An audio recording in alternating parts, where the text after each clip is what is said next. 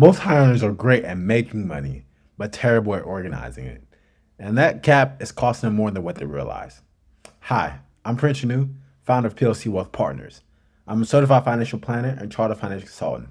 And I work with first generation high earners, professionals, and business owners who are making great income but never had a playbook for what to actually do with it. Today, I want to walk you through 5 accounts that if you're a high earner, that you need to have working for you. Not sometime in the future, but right now. Let's start with the most basic one. And this is one that many people skip because they feel like it's boring. But this is your high yield savings account, otherwise known as a emergency fund. This is the money set aside outside of your checkings account that covers 3 to 6 months of your essential expenses. Not your lifestyle, but your expenses. This includes things like your rent or your mortgage, your utilities, insurance, groceries, the stuff that has to keep going even whenever your income stops. Here's why it matters more for higher incomes than most people think. The bigger your income, the bigger your lifestyle usually gets, the bigger your monthly obligations also get. If you're not intentional, your emergency fund target creeps up right along as you're spending and you end up underfunding without realizing it. Here's also a quick tip. Don't let the money sit in just a checkings account earning north of nothing. Put in the high yield savings account where it actually is earning a competitive rate while it sits there waiting whenever it's needed. Everything else that we're going to talk about today only works if this piece is solid first. Account number 2 is an employer retirement plan. This could be your 401k or your 403b. This is the account that your company sponsors to help you save for retirement, usually with contributions coming straight from your paycheck before you even see the money. Simple enough, but here's the piece that gets left out on the table consistently, and this is the employer match. If your company matches your percentage of what you contribute and you're not contributing enough for the full match, you're essentially walking past free money. And I mean this literally. It is compensation that you've already earned and you're just choosing not to collect it per se. So for a high earner, that could be thousands of dollars a year, every year, compounding for decades. So I would say at minimum, your first move should be to contribute enough to capture the entire match. After that, you can talk about how much more you want to make based on your goals, your tax situation, or whatever else you're funding. But that match comes first. Account number 3 is where you get more specific for high earners. The Roth IRA, or for many, the Backdoor Roth. A Roth IRA lets your money grow tax-free, and whenever you withdraw into retirement, you don't owe a dime in taxes on it. This is a incredible, powerful tool, especially if you believe taxes are going to be higher over time, or if you simply want tax-free income to lean on later. But here's the catch.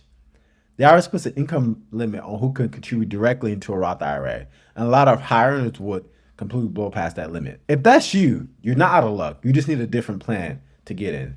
And this is where a backdoor Roth comes into play. It's a legal, well-established strategy where you can contribute to a traditional IRA, then convert those funds to a Roth IRA at a later date. The direct route is closed to you, which is a Roth IRA, but the backdoor route isn't. And most people making 6 figures or more simply don't know this exists. And no fault of their own, this is just a gap in guidance, not a gap in opportunity. Account number 4 might be the most underrated account in personal finance. This is the health savings account, or HSA for short. If you have a high deductible health plan, you're likely eligible, and this account deserves your attention because it does something that no other account does. It gives you 3 tax advantages. The contribution goes in tax-free, the money grows tax-free, and then if you use it for qualified medical expenses, you can take it out tax-free as well. 3 tax breaks on the same dollar. No other thing in the tax code works quite like this. A lot of people treat their HSA like a glorified checkings account for any doctor visits or prescription, and no fault to them. But if you could afford to pay for medical expenses out of pocket right now and let your HSA balance to grow, you're building a resource that can quietly become one of the most effective parts of your retirement plan. Now, account 5 is your taxable brokerage account. This is the one that gives you room to breathe. Unlike your retirement account, there's no contribution limit here, no income restriction, and no penalty for assessing your money before a certain age. You can invest as much as you want, wherever you want, and use it however you want to.